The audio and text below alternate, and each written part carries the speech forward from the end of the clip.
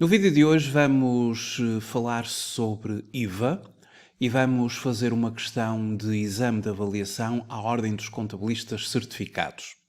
Quero começar por lhe agradecer o facto de estar a visualizar este vídeo. Sejam muito bem-vindos à Certiform Escola de Formação Prática. Eu chamo Miguel Fragoso, sou economista e contabilista certificado e formador nas áreas da contabilidade, fiscalidade e finanças empresariais. Na Certiform Escola de Formação Prática, desenvolvemos um amplo conjunto de cursos fortemente práticos, muito orientados para as necessidades do mercado de trabalho. Os cursos são ministrados na forma e-learning e também na forma live streaming, ou seja, com sessões assíncronas ou com sessões síncronas em tempo real. Isto significa que pode fazer os cursos a partir de qualquer parte do mundo. Para consultar a oferta formativa da Certiform, em certiform.pt, tem acesso a todos os cursos que irão iniciar nos próximos dias, nos próximos meses, no calendário de formação. Para consultar os programas dos cursos em e-learning e live streaming, tem acesso a toda a formação que atualmente está disponível na forma e-learning, através da plataforma e-learning da Certiform, que está disponível 24 horas por dia, 7 dias por semana. A partir do momento em que faz a sua inscrição num curso e-learning, tem imediatamente acesso às suas credenciais para que possa entrar na plataforma, iniciar o seu percurso formativo. Na forma live streaming, aqui temos datas de início, porque os cursos são ministrados em sessões síncronas, em grupos de formação, e haverá sempre uma data de início para cada um dos cursos live streaming, as quais pode consultar no calendário de formação. Quaisquer dúvidas que tenha sobre os cursos da Certiform, poderá solicitar informações detalhadas a partir do geral@certiform.pt ou dos contactos associados no site da Certiform. Neste vídeo, que corresponde à segunda parte do vídeo de ontem, vamos falar sobre IVA, vamos continuar a falar sobre operações triangulares e resolver concretamente uma questão de exame de avaliação à Ordem dos Contabilistas Certificados. Eu vou começar por fazer a leitura do enunciado e da questão, depois vamos fazer uma breve revisão às operações triangulares puras e as falsas relativamente ao IVA. Vamos responder à questão de exame. A questão de exame é a seguinte. Trata-se do exame do dia 17 de junho de 2023, na sua versão A. A questão corresponde à questão número 10, que nos diz o seguinte.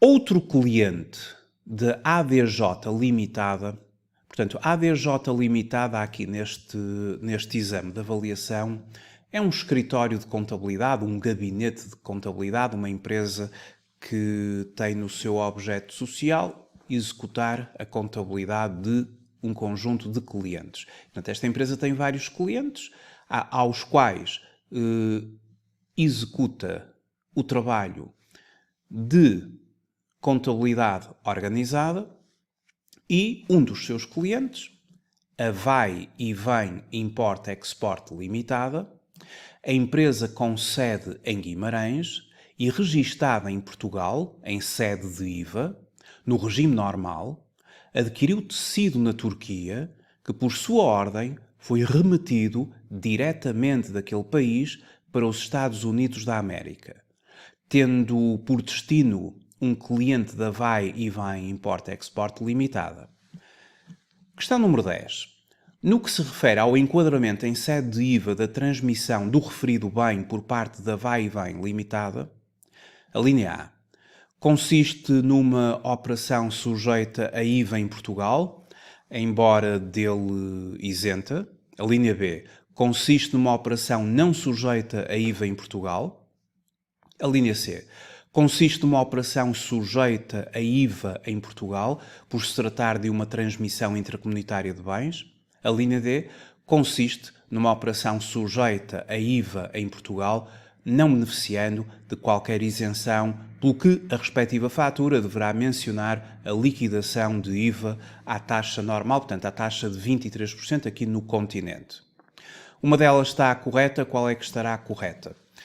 Bom, em primeiro lugar, o que é uma operação triangular? As operações triangulares caracterizam-se fundamentalmente pelo facto do circuito documental, ou seja, do circuito das faturas, não corresponder ao circuito dos bens. Vamos dar aqui um exemplo através de uma imagem daquilo que é uma operação triangular. Esta é a imagem que nos vai permitir resolver o caso prático ou a questão de exame, mas antes desta imagem eu quero mostrar uma outra, que é aquilo que se chama uma operação triangular pura. O que é que vem a ser uma operação triangular pura? Bom, uma operação triangular pura, que podemos ver aqui na imagem, ela caracteriza-se pelo facto, como já disse, o circuito físico dos bens não coincidir com o circuito das faturas. E, por exemplo, temos um operador sujeito passivo num Estado-membro da União Europeia que vende uma mercadoria a um segundo operador B, sujeito passivo de IVA, num Estado-membro 2 da União Europeia, e, portanto, o A emite uma fatura ao B pela venda.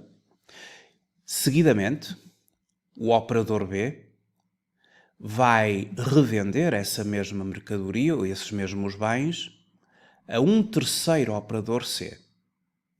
E para tal vai emitir uma segunda fatura, a fatura número 2, não é? Do B para o C. Só que os bens vão ser imediatamente transportados do Estado-membro 1 para o Estado-membro 3. Ou seja, os bens não vão seguir do Estado-membro 1 até ao Estado-membro 2 e depois do Estado-membro 2 ao Estado-membro 3. Este é o circuito dos documentos que tem que ser assim. Se o A vende ao B, tem que lhe emitir uma fatura, e se o B vende ao C, tem que lhe emitir uma fatura.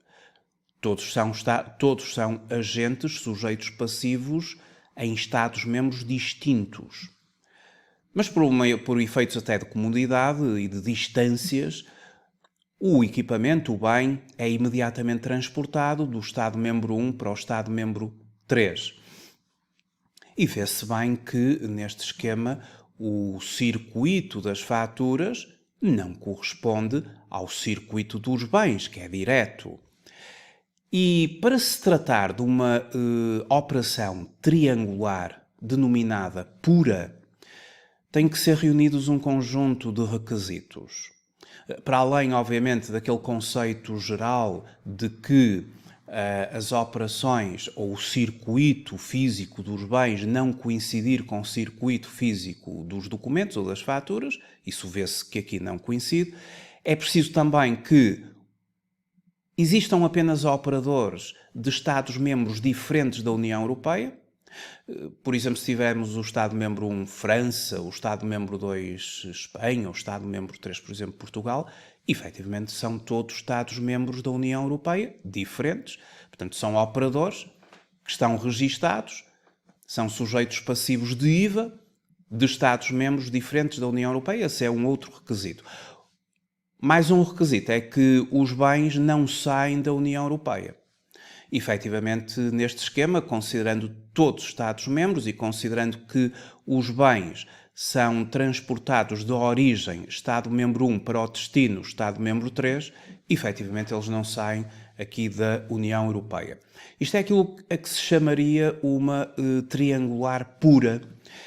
E quando nós estamos na perspectiva de uma empresa portuguesa e resolvendo isto na perspectiva de uma empresa portuguesa, ou melhor, de um operador sujeito passivo em Portugal, de um sujeito passivo em Portugal, operador aqui, a forma como nós vamos resolver, em termos de procedimentos e na base legal, aqui as questões das operações triangulares, tem a ver com a posição que o operador sujeito passivo em Portugal ocupa neste triângulo.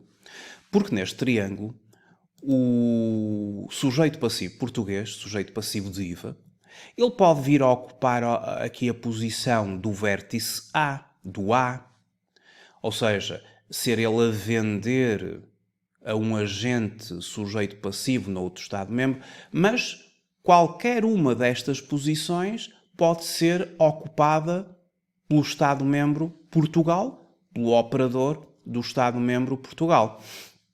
E é diferente se nós tivermos Portugal aqui no A, ou se tivermos Portugal aqui no B, ou Portugal aqui no C, a forma como se resolve estas questões é distinta, é diferente. No vídeo anterior, eu exemplifiquei uma situação em que o agente sujeito passivo português estava posicionado aqui neste vértice B do triângulo, porque isto é um esquema que nós fazemos para nos ajudar a resolver estas questões, e eu resolvi a questão como se fosse uma determinada entidade de um Estado-membro a vender à nossa empresa aqui em Portugal, que por sua vez vendia a uma outra empresa de um outro Estado-membro, e os bens não eram transportados até Portugal. Não, eles seguiam diretamente do Estado-membro 1 para o Estado-membro 3, por exemplo, de França para a Itália, por exemplo. E resolvi a questão nesta perspectiva da empresa portuguesa a ocupar aqui o vértice B. Mas, se a empresa portuguesa ocupar aqui o vértice A ou o vértice C, já é diferente e temos de resolver de uma outra forma. Vamos agora só imaginar, antes de resolver a questão de exame, e porque, quem sabe, se num outro exame poderá sair uma destas situações, imaginemos que uma determinada empresa portuguesa ocupava aqui a posição C. Ou seja, era o destinatário, o destino. Imagine-se, por exemplo, que uma empresa de Espanha, vamos considerar ali o Estado-membro Espanha, e uma empresa de Espanha ocupa ali a posição do A, do vértice A. Uma empresa de Espanha vende uma mercadoria a uma empresa de França, emite uma fatura, obviamente, à empresa de França, e a empresa de França pretende revender essa mercadoria à empresa portuguesa, que ocupa aqui o vértice C, e que é o destino, Estado-membro 3. Só que a mercadoria, portanto, a empresa francesa tem de emitir uma fatura, denominada fatura 2, aqui do circuito, à empresa portuguesa. Só que, efetivamente, o circuito documental é este, de A para B, de B para C, mas os bens, neste caso concreto, vão ser transportados de Espanha para Portugal. Não vão seguir de Espanha para a França e depois de França para Portugal. Não, são imediatamente transportados de Espanha para Portugal. Aqui neste esquema que nós aqui temos a verde. Os bens imediatamente a serem transportados de Espanha para Portugal. Portanto, aqui a empresa, aqui Portugal é o destino. É o país de destino. A empresa portuguesa é, no fundo, o adquirente aqui destes bens. Esta situação é uma situação que seria resolvida na ótica da empresa portuguesa, porque aqui nós estamos a resolver isto na ótica das empresas portuguesas. Na perspectiva da empresa portuguesa, nós resolvemos esta situação recorrendo ao RITI, que é o regime do IVA nas transações intracomunitárias. Em relação ao RITI, em primeiro lugar temos o artigo 8º, que é a localização das aquisições intracomunitárias, que nos diz, o artigo 8º, número 1, que são tributáveis as aquisições intracomunitárias de bens quando o lugar de chegada, da expedição ou transporte com destino ao adquirente se situa no território nacional. Estabelece aqui portanto, um princípio do destino. As operações são localizadas, ou seja, são tributadas no território, no país, do destino, do lugar de chegada dos respectivos bens. E, portanto, já estamos a ver que a operação será tributada em Portugal. Mas, no que diz respeito agora aos procedimentos declarativos, por exemplo, preencher a declaração periódica de IVA no âmbito da empresa portuguesa, continuamos a consultar o RITI e depois temos de consultar o artigo 24º, número 5, portanto a base legal, o 24, número 5, e que depois faz aqui também, para além do 24, número 5, que nos diz que as obrigações decorrentes da sujeição a imposto das transmissões de bens subsequentes à aquisição intracomunitária nas condições do número 2 do artigo 15º devem ser cumpridas pelo adquirente dos bens, sujeito passivo registado no território nacional para efeitos de imposto sobre o valor acrescentado, e segue-se depois, conhecendo aqui as obrigações que nós temos na qualidade adquirente, temos também que ter como base legal o artigo 31, número 5 do RITI, as obrigações de registro contabilístico, e o número 5 diz-nos que, para cumprimento das obrigações a que se refere o número 5 do artigo 24, aquele que acabamos agora de ler, o sujeito passivo adquirente dos bens deve proceder ao registro da operação como se tratasse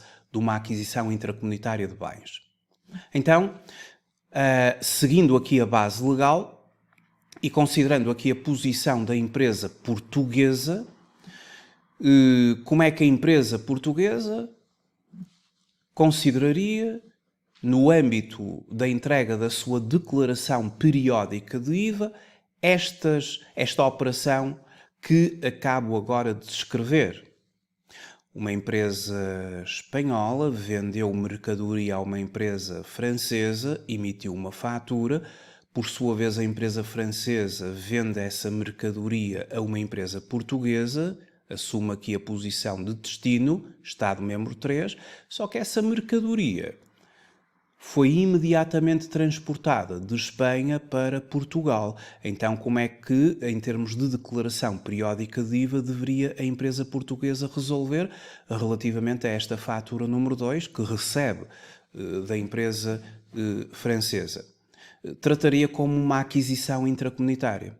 Imaginem, por exemplo, que a fatura era de 10.000 euros. Como é que esta fatura seria registada pela empresa portuguesa e como é que seria declarada na declaração periódica de IVA? Como uma aquisição intracomunitária. Assim vimos na base legal. E como uma aquisição intracomunitária, vamos supor que seriam 10.000 euros. Ao preencher a declaração periódica do IVA, deve a empresa portuguesa colocar no campo número 12 o montante da aquisição intracomunitária. O valor da fatura, imagine-se que era de 10.000 euros. E o IVA, reparem que nós aqui, como empresa portuguesa, somos o adquirente, e na qualidade adquirente vamos ter de pagar o IVA aqui no Estado, aqui em Portugal. Então aplica-se aqui o denominado reverse charge, ou inversão do sujeito passivo. O adquirente tem que proceder ele próprio ao pagamento do IVA ao seu Estado, imposto a favor do Estado, campo número 13, 2.300 euros. Reverse charge, inversão do sujeito passivo, obriga-se o adquirente, o comprador, a proceder ao respectivo pagamento do IVA. Eventualmente, se estas mercadorias ou estes ativos não correntes, porque podem ser mercadorias ou ativos não correntes, se conferirem direito à dedução ao IVA, regra geral sim, mas se forem ativos não correntes teríamos de consultar o artigo 21 do Código do IVA referente às exclusões do direito à dedução, mas considerando que não estava excluído o direito à dedução, procederíamos imediatamente à dedução do imposto. Ou seja, liquidamos, mas depois, através das deduções, IVA a favor do sujeito passivo, deduzimos o IVA. Se fosse um ativo não corrente, deduziríamos o IVA no campo 20. Se fossem mercadorias, deduziríamos o IVA no campo 22. Vamos supor que eram mercadorias, portanto vamos deduzir os 2.300 euros no campo 22. Este é o procedimento que a empresa portuguesa tem. Portanto, declara no campo 12 o valor da fatura, 23% dessa fatura, se for a 23%, paga o IVA no campo 13, aplicação do mecanismo de inversão do sujeito passivo, revert charge, mas como a operação é localizada em Portugal, o IVA tem que ser pago em Portugal, só que pelo adquirente. O adquirente que somos nós, a empresa portuguesa, preenchemos a nossa declaração periódica do IVA, somos sujeitos passivos aqui, portanto, somos nós que, em termos de facilitar a operação, vamos proceder ao pagamento do imposto. Mas depois temos direito à sua dedução, se o mesmo não estiver excluído pelo artigo 21º, e vamos considerar que não estava e que podíamos proceder à dedução do imposto. Regra geral, deduz-se o imposto aqui das mercadorias. Nos ativos não correntes também se deduz, regra geral, mas tem que se ter algum cuidado para verificar se não estamos a adquirir algo que está contemplado no artigo 21 do Código do IVA. Bom, isto é como resolver uma pura triangular, mas na perspectiva da empresa portuguesa ocupar aqui o vértice C, ou seja, ser o destinatário. Como eu já referi no vídeo de ontem, mencionei aqui a perspectiva da empresa portuguesa ocupar aqui o vértice B, ser o Estado-membro 2.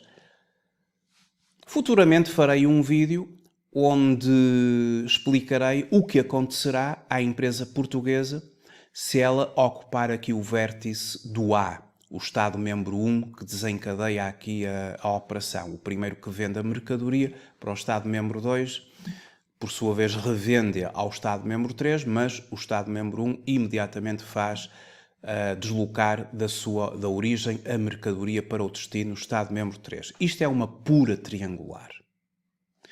Todos os operadores são de Estados-membros diferentes da União Europeia. O circuito físico dos bens não coincide com o circuito das faturas e, portanto, estamos aqui, os próprios bens não saem da União Europeia. Isto é uma operação pura triangular. Só que o exame, e agora vamos para o exame, só que o exame não é uma operação pura triangular. Porque no exame, aqui e mais uma vez, trata-se do exame do dia 17 de junho de 2023, a questão número 10. No exame, a empresa vai e vem Import-Export Limitada, aqui de Portugal, que está registada em IVA, no regime normal, compra tecido na Turquia, por sua ordem, foi remetido diretamente da Turquia para os Estados Unidos, tendo por destino lá um cliente que vai e vem, importe, tem. O que é diferente aqui relativamente àquilo que acabei de explicar das triangulares puras? Aquilo que é aqui diferente é que temos aqui, efetivamente, 3 operadores. Um operador da Turquia, um operador de Portugal, um operador dos Estados Unidos. Portanto, não são todos de Estados-membros. E como não são todos de Estados-membros, quando um ou dois não o são, ou seja, só Portugal o é, não é uma operação pura triangular e, portanto, não se resolve da forma com base legal no RITI. Temos de resolver no âmbito de exportações ou importações e, portanto, temos de recorrer ao código do IVA. O RITI, o regime do IVA nas transmissões intracomunitárias, resolve-nos questões sobre aquisições intracomunitárias ou transmissões intracomunitárias. É a base legal. Quando nós estamos perante transmissões internas, importações, exportações ou prestações de serviços, a base legal é o código do IVA. Por isso é que nós temos 2 diplomas. Temos o RITI e temos o código do IVA. Esta operação tem de ser resolvida pelo código do IVA, porque não se trata de uma transmissão intracomunitária nem de uma aquisição intracomunitária. Nós estamos aqui perante uma operação e vamos agora ver aqui o esquema para esta operação. No fundo, trata-se de um sujeito passivo ali da Turquia, que ocupa aqui o vértice A, é aquele que vende mercadoria para Portugal, ocupa aqui o vértice B, a posição B. Por sua vez, Portugal vai revender essa mesma mercadoria para um seu cliente dos Estados Unidos da América. Temos aqui o circuito das faturas, só que os bens são expedidos da Turquia imediatamente para os Estados Unidos. Portanto, tanto pela aquisição, agora na perspectiva do B, não é? Porque nós aqui no exame temos que assumir a perspectiva aqui do B, Portugal. Portanto, tanto na perspectiva, tanto pela aquisição, como pela transmissão do bem, ou dos bens, estamos perante operações que não estão sujeitas a IVA no território nacional.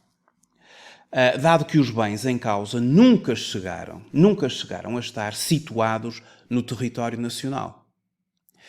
E aqui nós temos de consultar no Código do IVA e fazer aqui uma consulta do artigo 6º do Código do IVA, a localização das operações. Eu agora recorro ao Código do IVA, porque não estou a falar de transmissões intracomunitárias nem de aquisições intracomunitárias, caso em que recorreria ao RITI, como fiz há bocado, nas triangulares puras. Agora tenho de recorrer ao Código do IVA. Vamos ao artigo 6º, localização das operações. O artigo 6º, número 1, refere que são tributáveis, portanto, quando se diz são tributáveis, significa são localizadas em Portugal, vão pagar IVA em Portugal, são tributáveis, as transmissões de bens que estejam situadas no território nacional, no momento em que se inicia o transporte ou expedição para o adquirente, ou no caso de não haver a expedição ou transporte no momento em que são postos à disposição do adquirente. Então nós aqui vamos aplicar este artigo, mas a contrário. E, portanto, aplicando este número 1 do artigo 6º a contrário, apesar de não sujeição, portanto, esta operação não é sujeita a imposto em Portugal, já vimos, por interpretação do artigo a contrário, a operação não é tributada em Portugal, mas a empresa portuguesa, do ponto de vista de declaração periódica do IVA, teria de declarar o valor desta fatura e, portanto, declararia, quando estivesse a preencher a sua declaração periódica do IVA, estas operações depois são declaradas aqui no campo número 8 da declaração periódica do IVA. Não é isso que está aqui em causa no exame, só estou a dar esta informação, mas agora já podemos responder à questão do exame. De forma simples, está tudo explicado, portanto, por aplicação do número 1 do artigo 6º a contrário, estamos perante operações que não estão sujeitas a IVA no território nacional, dado que os bens em causa nunca chegam a estar situados no território nacional, pelo que, no que se refere ao enquadramento em sede de IVA da transmissão do referido bem por parte da Vai Bem Limitada, a linha A consiste numa operação sujeita a IVA em Portugal, embora dele isenta? Não. Não é sujeita em IVA em Portugal.